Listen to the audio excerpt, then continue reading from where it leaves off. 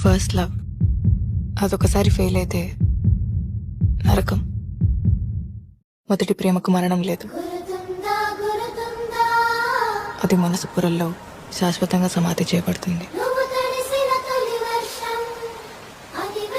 మొదటి ప్రేమ ఒక్కటే నిజమైతే అందరి కథలు తల్లి ప్రేమ దగ్గర అయిపోవాలి కదండి. చరిత్రలో ఎన్నో గొప్ప ప్రేమ కథలున్నాయి. వాళ్ళందరికీ ఏవి మొదటి ప్రేమలైతే కాదు కదా.